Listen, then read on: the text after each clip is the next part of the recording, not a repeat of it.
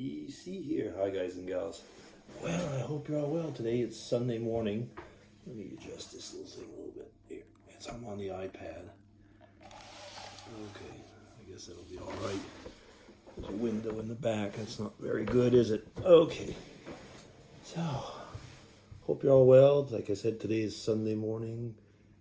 Mrs. DC, as far as I know, is still sleeping. Our bedroom is actually just up there, so I should hear if she gets up,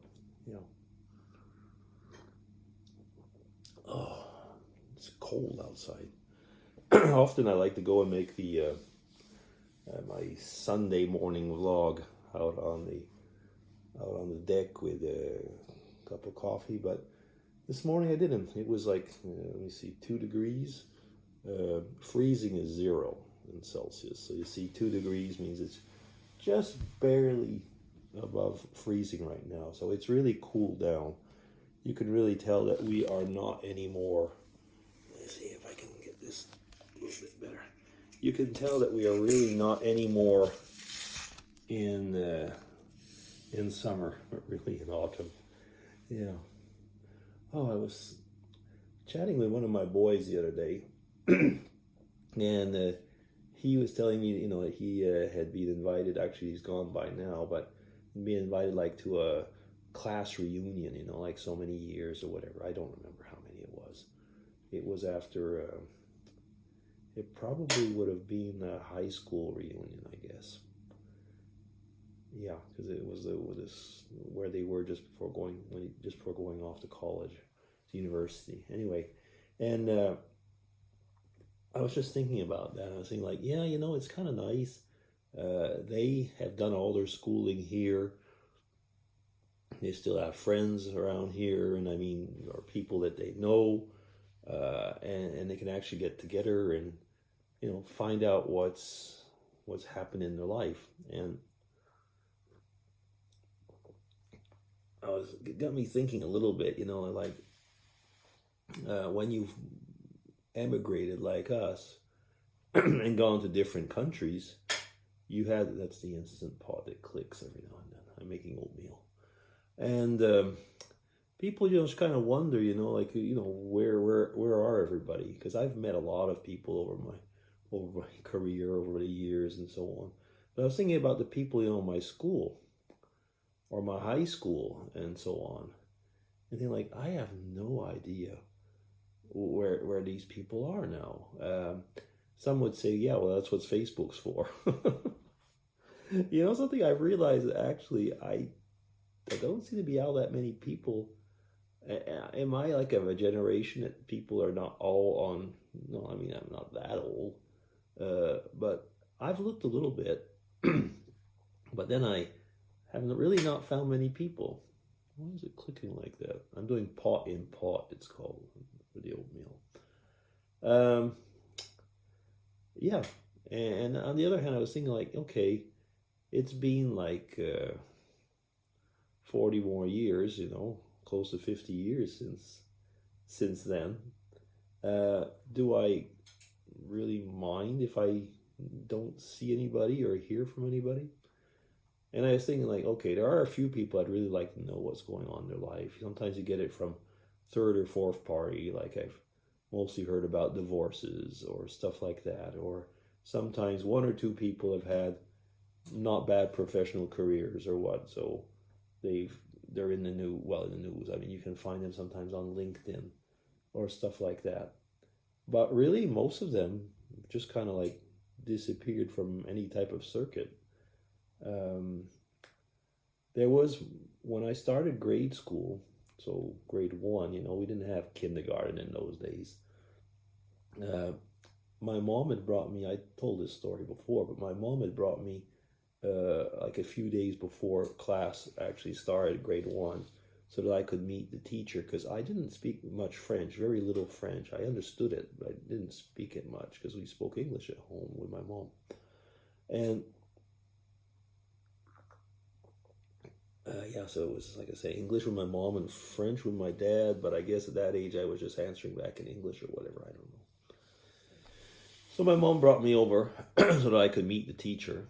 And there was another mother with her boy, and he was handicapped. He had, I remember I told you there was a guy that had his two hands were like that, and yeah, he sadly got the nickname Skippy over the years. But and his name was Luke, his first name. And Luke and I had remained, good friends, best friends, all up to the end of high school. And then each went his own way. I think he went into engineering, I think, some type of engineering. And he lived they had a farmhouse. They had a farmhouse actually over in the town where I was, so my hometown. And he was pretty incredible because aside from doing things like, I mean, I would help him put on his boots or stuff like that, when it was winter. But aside from that, I mean, he could drive. They organized, the cars and the tractors and all that. And he was very, very independent. I don't know, I mean, how it was for other things. And he was smart, and he had a good wit, put it that way. And he learned, I guess, to defend himself. I shouldn't say defend, fend for himself. And then I thought, like, okay, I heard from my aunt that lives still in the hometown that he had retired early and then moved back into the family farm. I mean, I guess he'd taken over the house or what, because his parents had passed on, and he had one sister. He had two sisters. One was married and one was a bachelor. They were both teachers. That would be another story for another time.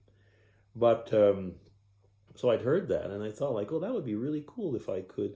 The next time I go back to Canada, if I could, just go in town and meet him, because I knew where he lived now, and I thought, yeah, okay, that's cool. So I looked up on Facebook. Sorry, not Facebook. I looked up just simply. I made a search on internet to see if I could, first off find his phone number and stuff like that. And lo and behold, I found his obituary. Wow, that was like, oh my goodness. I mean, so then my mom called my aunt and found out that, I don't know, because there was no reasons given, and I guess he had probably metabolic problems. I don't know if it was related to his handicap indirectly or what. And he'd been for probably a year or something in a residence some type and passed on. And I thought, like, whoa. I mean, like, it was like, it really affected me. I mean, it was like the guy was my best friend. I mean, I pulled out a few old pictures when we had birthday parties and stuff, and he'd come to our place sometimes, and I'd go to his place sometimes. Actually put their tractor in a ditch. Good thing they had a second tractor to get it out, so he could drive a lot better than I could, actually. Oh, and I was thinking, like, it went on, and I thought, like, wow. Because in my primary class, there were very few that actually went on and did anything as far as studies are concerned. But that's not the whole thing, is it? The fact is that most people moved out, country villages and so on. From what I'd heard and seen and over the years, most people had moved away. So there wasn't anybody really, aside from a few family members, that were left there. So kind of like, one of the persons I really had managed to trace is gone. So tell me about it. Have you had any chance, over the years to meet with old school friends? I mean, so many of us have moved away from our hometowns, don't live there anymore, and it's hard keeping track. I don't know many people, maybe one or two of one cousin that's probably, who just stayed on in the hometown, and I've realized, that there are a few people of his generation that are still there, surprisingly enough, contrary to what I've just said about mine, and that they're still, kind of still together. It's an interesting story, isn't it, in a way? But hometowns, do they still exist? Okay, you tell me about it. That'll be DC signing off. Take care, everybody. Have a good Sunday.